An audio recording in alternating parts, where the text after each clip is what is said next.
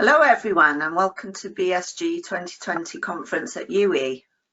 I'm Jane Powell, I'm Professor of Public Health Economics and Director of the Centre for Public Health and Wellbeing.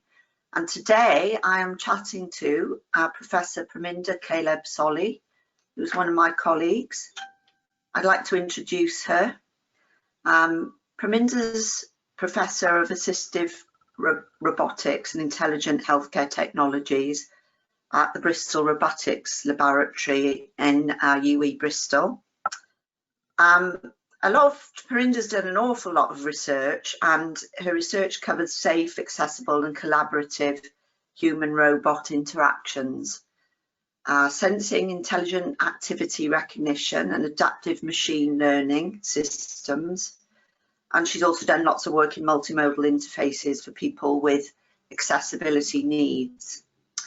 She has over 70 academic publications which cover machine learning and human-robot interaction, and she recently co-authored the EPSRC white paper on robotics in social care. So a lot of research there which really of interest to people attending this conference from India. So we know each other quite well, but maybe we don't know all of these things about each other, so it would be really interesting to hear if you could start by telling me a little about your interaction with gerontology and what you brought to this field. Okay. Well, I've been working in this area of assistive robotics for quite a few years now at the Bristol Robotics Lab, about 8 to 10 years. And it all started as part of my undergraduate degree in electronics engineering, where we were introduced to the use of sensors, such as ultrasonic sensors, which are integrated into walking canes to provide feedback, and controllers for wheelchairs. And I was really interested in learning more. And I started to look into postgraduate degrees and found one on biomedical instrumentation engineering, which is up in Dundee. And that covered a diverse range of subjects. And what got me interested, what brought me to the field of gerontology, was a series of very inspiring lectures by Professor Alan Newell, who has been a pioneer in researching and improving digital systems for older people, particularly people with disabilities. And one of the main problems, though, with a traditional assistive technology is that it is unable to adapt to people's changing needs. Which is what happens as we age. Our cognitive and sensory and functions change, and as a result, our needs and how we need to use the technology to support us change. So the challenge has been in my research is how to make the technology smart enough so that it's able to learn and recognize when and how a person's condition is changing, and then be able to adapt itself. And so this is where I've been developing the research using machine learning and sensors and robotic systems. And so, and I could see immediately that they were most applicable to support people as they age. Okay, so a lot of your work really does explicitly focus on older people then. Yes, it does. I would say it is very much focused explicitly on investigating how the technology can be used to support independent living and in the context of aging. So the way in which I consider people's needs explicitly is I use a user-centered design approach, and the starting point for all my projects is participatory design. And that is so that we're able to gain a real insight into the lived experiences of older adults, and understand the problems that need to be solved from their perspective. And then as part of that, in developing this technology, I very much use an iterative prototyping approach. So this is where we start to collect feedback on very early concepts, even before we start to build anything. We've got sketches and low fidelity prototypes, and we work with people to help them understand what we're hoping to develop, and then more importantly, see if this fits in with what they think will be helpful to them. And then as the prototypes develop, we start to simulate the functionality. So before everything is set to stone and becomes too late to change, we try different methods. We've got one method called Wizard of Oz, where people get a very realistic feel of how it would be to interact with the technology. And we do this in various places. So in the Bristol Robotics Lab, I'm very fortunate to have a living lab, which is set up like a studio apartment. So in the very early stages, we're able to invite people to this space and set it up as their own home might be, and be able to really identify what the problems would be in terms of ensuring that this technology is developed from the start to be very usable and effective. And then going further in terms of really understanding how this technology fits into people's lives, I've been taking a mixed method approach. And a mixed method approach that not only looks at the usability and acceptance, but also trying to understand how it might impact the relationship people have with others who are supporting them at the present time when this technology is introduced. And also with robotics in particular, there are a number of ethical issues that need to be addressed in how the technology fits in and is used by people. So in addition to the usual traditional methods of focus groups and interviews, we've used very creative methods such as contextual inquiry. So I've had people, given people different colored labels, sort of 2 weeks or 10 days in advance to when we go and visit them in their home. And they take those labels and post them all over their house on different things. So they'll have different colored labels of things they find frustrating to use, things that bring them joy, things they'd like to change. And that means that when we go and talk to them, they've really got to think and reflect about how their lived experiences in terms of where they could be supported more, where they're already doing well, what they'd like to do even better. So that's just one example. So in all of these approaches, what's really important is, like you said, explicitly trying to use methods that take us engineers into the lives of the people that we're designing for.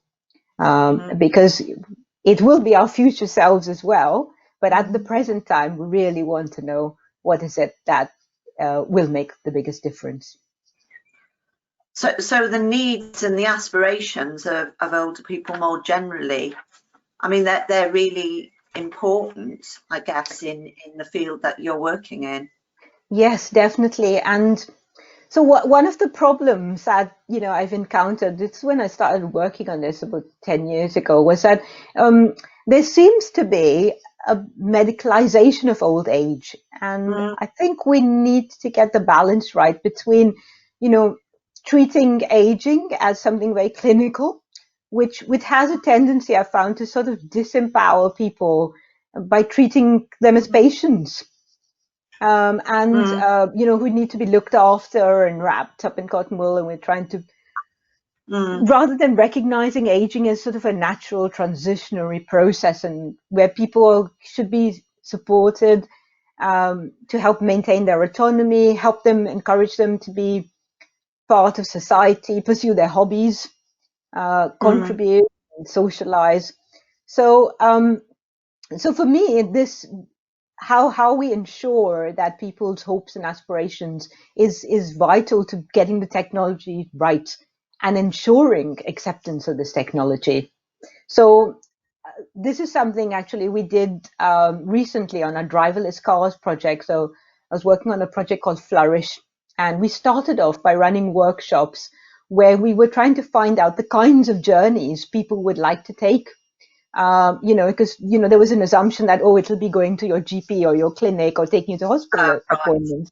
And it wasn't. It was, going to the beach and on picnics and taking their grandchildren, dropping their grandchildren off from school and picking them up. And nobody wants to go to the GP or the dentist. Exactly. And so this meant that we were able to reflect all of these aspirations and things that people, want to continue to do.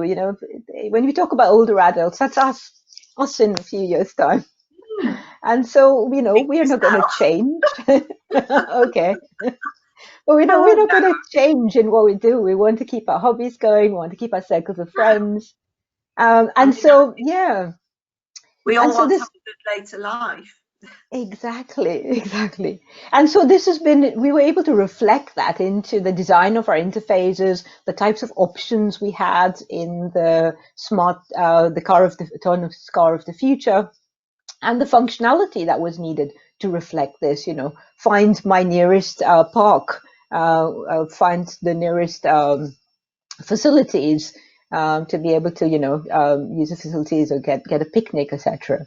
And, this type of thinking has been crucial. It's been so crucial to underpin the projects that I've worked on that I even went so far as to call one of our flagship projects a few years back, connecting assistive solutions to aspirations, because we wanted to ensure that it was ingrained into really underpinning everything that we did.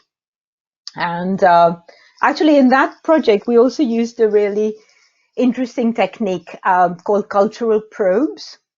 And we make up little packs, which consist, in that case, was I sourced Polaroid cameras, new ones, because I wanted people to be able to take pictures of their experiences and then be able to write on them what was significant about that particular photo.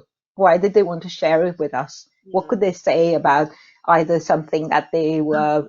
It was more about getting to know their emotional state, about how they interact with things around them. Yeah. And that resulted in such a unique set perspectives on aging that we shared between our design team, that it's actually resulted in the company that we were working with, Alco, who are now successfully selling very personalized technology-based care packages, but with a focus on what people want to do and achieve in their lives. Well, you've already flagged up one or two of the key values, I guess, that underpin your research, which is really interesting, and I'm sure will be really interesting to everybody watching. And if you had to sort of give 3 key messages from your existing or current work that's relevant to older people, what would you say? What would be the 3 main things? Well, I think first of all, it's really important to say that we don't consider older people as one homogeneous group. In all the research that we found, it is everybody's experiences are different. How aging affects them is completely different. How they respond and react to it depends on a variety of things, their living circumstances, who they've got to support them, as well as how, a particular long-term condition or a series of long-term conditions is impacting them. So it's important for us to recognize people as individuals. And so we're more concerned about understanding how their particular aging related impairments is affecting their desired lifestyles. And so in our approach to, as the examples I've given of how we elicit and understand requirements, it's very much around aggregating all of those experiences into what we call personas. And then we create a series of scenarios which are based on people's realistic experiences. And we use those to define every element of our work and how the technology evolves, how it is tested, what is the metrics and criteria that we use. So the more diverse groups of people that we can reach out to and include in our research, that means that the technology becomes more relevant to their everyday life and experiences. So that's the first thing. It's about we make sure that we are individuals. The second thing is around understanding and making this technology intuitive to use. And so that's very much about thinking about accessibility needs. And that's about giving people the time and space to try these things out as part of longitudinal studies. And this can be much harder to achieve, particularly with ensuring, ethical issues. So once you start to give this technology, which is going to assist people in their everyday lives, they can start to become used to having it there. But then what happens when the research project finishes? How do we carry on with supporting them in some way? So thinking about the role of older people in our research, we really need to redefine that and rethink that. They're not just people we go to when we need some information from. They are part of how we develop and look to developing the future alongside. And then the third key message is about assistive robots. I think the popular media tend to project a particular portrayal of robots, which to some people can generate a lot of anxiety. And so my message is that assistive robots should be just seen as tools. They're not replacement for human support, but they're to compensate, and augment for our declining sensory and functional ability. So think of them as your hearing aid, a pair of glasses, really. So we're developing the assistive robot that can compensate for memory loss, remind you of medication and eating on time and engaging in activity in an accessible and friendly manner. Or you can think of your assistive robots as being, to support you in between your physiotherapy appointments to help you to sustain that level of rehabilitation that your physio is really keen for you to engage with. Or as a smart walking assistant, something smarter than your existing walking frame, that's also be able to tell you when it looks like you're needing more support than just that. So it's got smart sensors on it. It's picking up when your balance is changing. It's picking up when you're faltering at certain points in your house. And so it's really a tool and an aid, and that's all. And so we shouldn't be anxious of assistive robots. I think they're going to become as ubiquitous and integrated into our lives as, our washing machines and dishwashers are. I mean, my vacuum cleaner robot is already something that's quite indispensable, really. So, yeah, those are the three key things. I guess that's one of the things, the familiarity and the relationship you have with technology, isn't it? That, you feel that you can then use it when, it's almost, the approach is almost, it's a barrier until, there's a barrier there until somebody kind of really starts using something, and then it just becomes an accepted way of the way that they do things. Exactly. It's habitual. It's like any behavior change, isn't it? That's correct. Yeah. And I think because it's been, immediately people talk about, when they talk about robots, it's, they're replacing human jobs, they're replacing people, but that's not it at all. We want to be able to make, to give us more space and time to do the human-human interaction, really, by letting the robot take care of all the mundane tasks.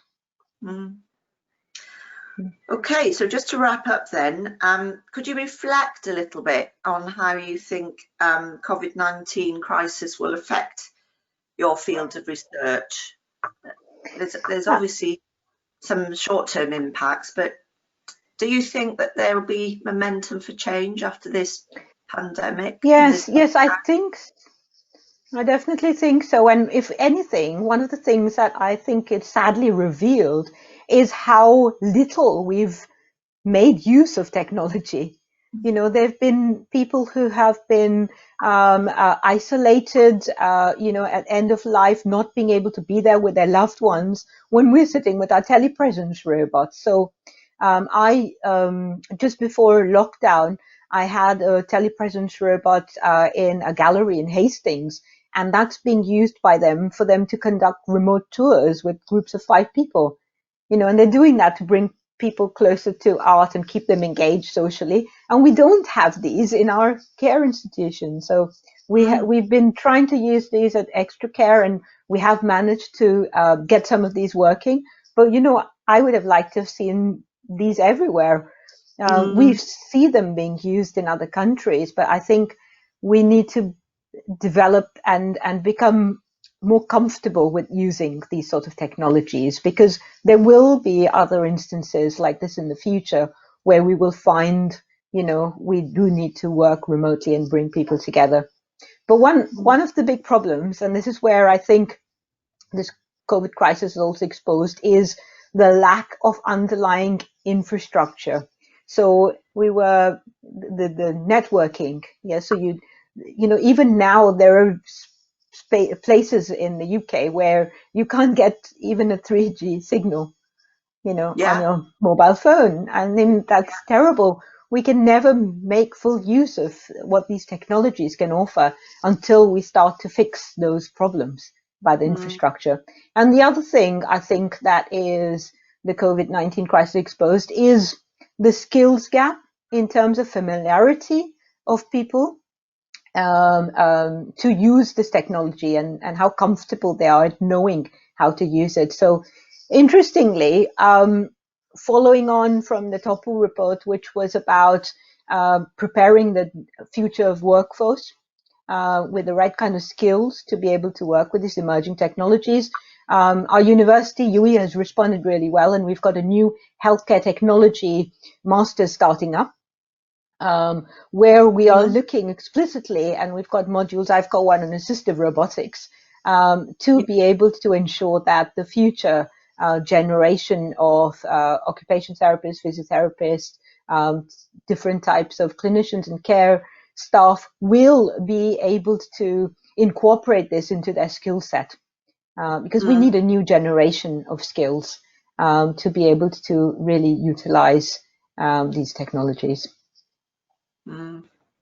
Okay, well, peep into the future. Okay, thank you, Praminda. That was really interesting. Okay, thanks, Jane.